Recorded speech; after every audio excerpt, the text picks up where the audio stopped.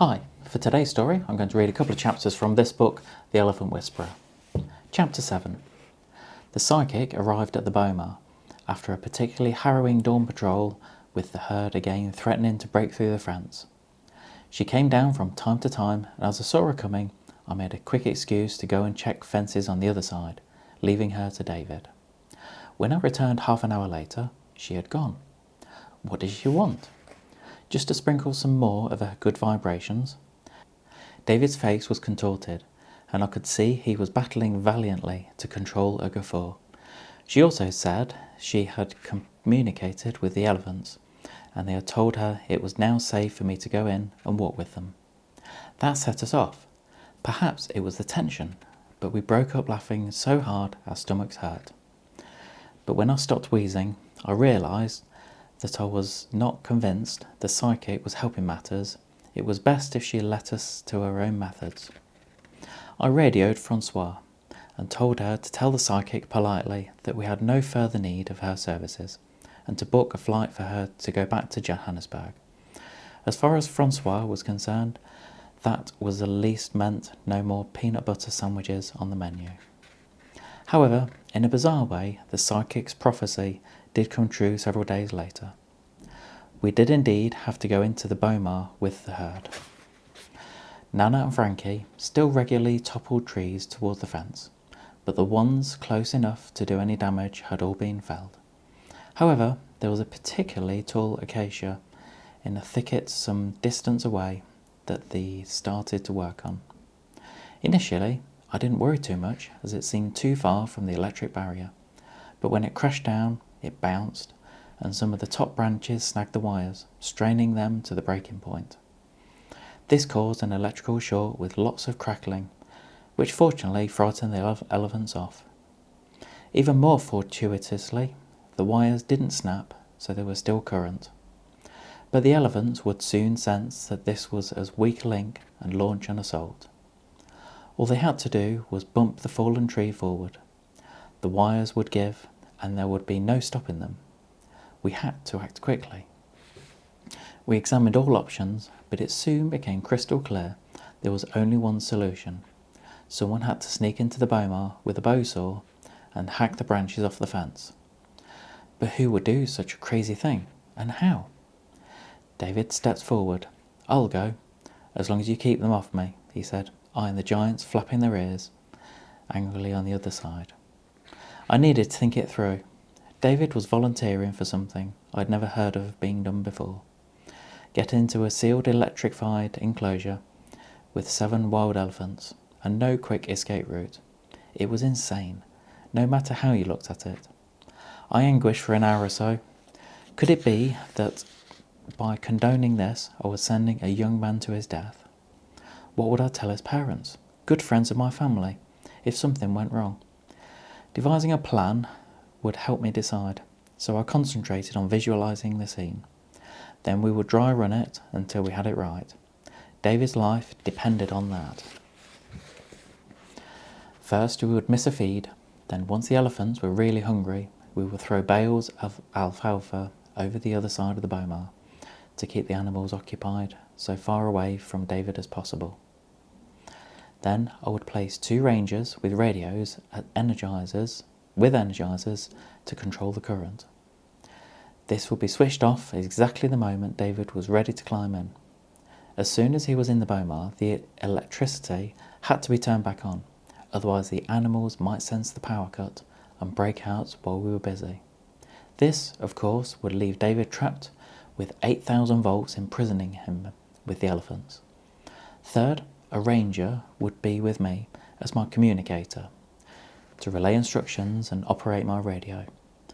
I would have the rifle ready to shoot, but only if David's life was unquestionably threatened. We rehearsed this several times until we were prepared as we would ever be.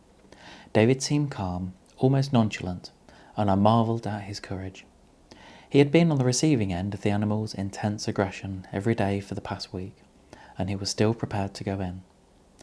I gave the signal and the rangers started heaving food over the fence to entice the herd away from us, and hopefully keep them engrossed long enough for David to finish the job. As Nana led her hungry charges to the food bonanza, I looked at David. You still want to do this? He shrugged. If I don't, we'll lose them. Okay, I said, sweating at the mere thought of the enormous risk he was taking. I nodded to the ranger next to me, who picked up his radio and shouted to the Energizer crew, Power off! Go! David scaled the fence. Once he was in, I threw over the bow saw and gave the order, Power on! Now! The switches went up. David was now caged inside the boma. I loaded the rifle, steadied the barrel on the Land Rover's open door, and zeroed in the sights of the animals on the far side. David had his back to the herd and was soaring, the defending branches with piston-pumping arms, while I gave running commentary from over the rifle sights. Everything's okay. No problem. No problem. It's working. You are doing fine. It's a piece of cake. Just a few more moments. In the blink, everything changed. Frankie, who was slightly behind the rest of the herd, must have heard a noise as she suddenly looked up. Enraged that someone was in her territory, she broke into a charge. Fast and deadly as a missile. David, get out! Now! Cut the power! Cut the power! Now! Now! She's coming! I yelled. But the message didn't get through to the rangers at the Energizer. The drama of the charge had mesmerized the radio man next to me. He froze, completely stupefied by the dreadfully magnificent sight of an elephant in full charge. David was trapped with Frankie hurtling at him like a rocket. He clambered wildly over the felled tree, grabbing at the fence as 5 tons of enraged elephant thundered up at impossible speed. He had only seconds to escape. With my heart in my boots, I swore and took aim. I knew it was too late. Everything had gone horribly wrong. I would put a bullet in Frankie's brain, but she was speeding at over 30 miles an hour, and dead or alive, her momentum would smash into David, and he would be pulverized. No creature alive can survive being hit by an elephant. My trigger finger tightened, and in the microsecond that I was about to squeeze, I heard the foulest language you could imagine. It was David, right next to me, cursing the radio man who hadn't relayed the cut power message.